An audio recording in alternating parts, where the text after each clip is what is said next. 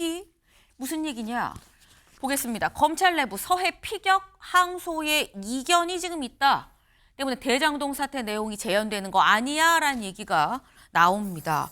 이게 무슨 일이야? 서해 공무원 피격 사건 기억하시나요?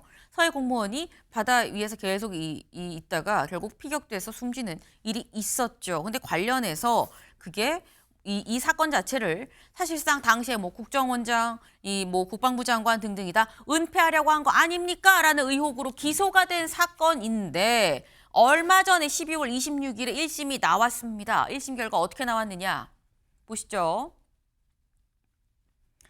서해 공무원 피격 사건 1심 무죄가 나왔습니다. 그때 이 서욱 당시 국방부 장관, 그리고 당시 국정원장이었던 박지원 의원, 그리고 서훈 당시 국가안보실장 세 사람이 다 기소가 됐는데 위법하다는 증거가 부족합니다라고 해서 1심에 무죄가 나왔는데 무죄가 나오고 이걸 항소를 할지 말지는 일주일의 기간이 필요하죠. 그게 오늘 1월 2일 자정까지 항소할지 말지를 결정을 해야 된다라는 겁니다.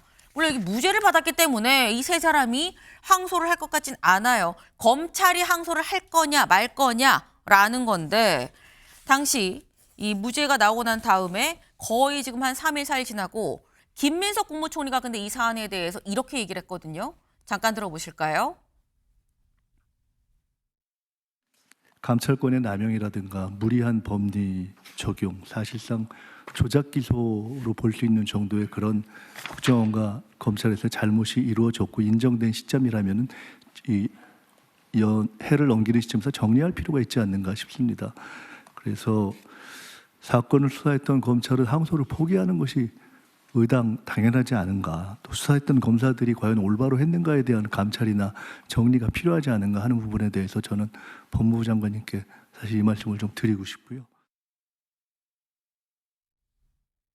네, 들어보셨죠? 지금 김민석 국무총리는 지금 공개석상에서 이거는 조작 기소라 이건 하면 안 됩니다라고 얘기를 했는데 근데 이경미 변호사님 지금 1심이 세 사람이 다 무죄가 나왔거든요. 그 전원 무죄가 나오면 이 기준으로 봤을 땐 항소를 검찰에서 통상 합니까? 안 합니까? 통상적으로는 한다라고 보셔야 될 것 같고요. 네. 그리고 지금 이 의도 자체가 이제 있다라고 보기는 어렵다라고 이제 그렇게 재판부에서 판단을 했기 때문에 네. 그러면은 사실관계는 이제 다투지 않고 고의 여부, 그러니까 내부에 있는 고의 여부에 대해서 이제 판단을 하는 문제이기 때문에 사실 검찰 입장에서는 그런 판단을 다시 받아볼 필요성이 충분히 있는 사건인 것 같거든요.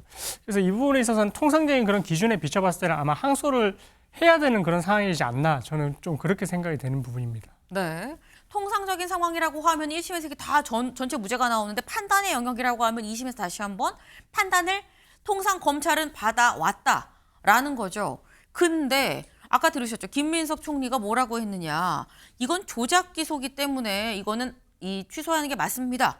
라고 얘기를 했어요. 그래서 나오는 얘기가 국민일보 같이 볼까요? 국민일보. 네. 서해 사건 항소된 항명, 포기된 조작 기소자인 검찰 딜레마에 빠졌다라는 겁니다. 이경민 변호사님. 딜레마에 빠진 검찰 어떤 결정을 내릴까요? 그러니까 이게 대장동 사건의 이탄이 될 수도 있다 이런 말이 나오는데 네. 사실 이제 이 관할 지검장이 어쨌든 항소 여부를 최종 결재를 하거든요. 근데 지금 보안에서 이렇게 이제 다시 검토를 해봐라는 취지로 내려갔다라고 하니까 일단 지휘부에서는 지금 항소를 안 하는 쪽으로 좀 생각을 하는 듯한 그런 내용으로 보여지고 근데 수사를 했던 이 검찰들은 이게 항소가 필요하다라고 생각을 하는 것 같거든요. 네. 그러니까 이게 똑같이 지금 그때 당시에도 이제 항소를 의견을 올렸다가 이제 뒤에 나중에는 법무부 장관에서 그런 이제 의사표현이 있었는지 뭐 이런 부분들이 계속 논란이 됐어가지고 항소 포기가 됐는데 이 사건도 지금 그 이탄이 될 수 있다라는 그런 이제 의혹이 지금 어쨌든 이런 의혹이 나오고 있는 것 같고 조심스럽지만 그 지휘부에서 그렇게 판단을 내리고 했었다는 걸 봤을 때는 네. 또 한 번 항소를 포기하는 쪽으로 갈 가능성도 있지 않나. 예. 근데 이제 통상의 그런 경우에 비춰봤을 때는 검찰 입장에서 항소를 하는 게 맞는데 네. 본인들이 이제 해왔던 그런 이제 입장들이 있다 보니까 결국은 지금 말씀하신 딜레마에 본인이 들어가는 그런 이제 케이스가 돼버렸거든요. 그래서 항소를 해도 문제고 네. 항소를 포기해도 문제인 그런 결과가 된 거라서 참 이런 부분들이 이제 오늘 이제 자정까지인데 아마 그 결정을 어떻게 하느냐에 따라서 또 후폭풍이 또 있을 것 같습니다. 네. 일단 말씀드렸죠. 항소를 할지, 검찰이 항소를 할지 말지의 여부의 결정은 오늘 자정이면 끝납니다. 딱 하루인데 근데 관련해서 지금 검찰이 딜레마에 빠질 수밖에 없는 상황이다라는 건데 최천일 교수님 짧게 여쭤볼게요. 검찰이 어떤 결정을 내릴까요? 항소 포기할 겁니다 아마. 제가 볼 때 총리가 저렇게 얘기했잖아요. 네. 총리가 법무장관한테 사실상 지시한 건데 저 지시는 그렇게 적절해 보이진 않아요. 차라리 법무장관이 검찰총장을 통해서 사건을 지휘했으면 난 거예요 차라리.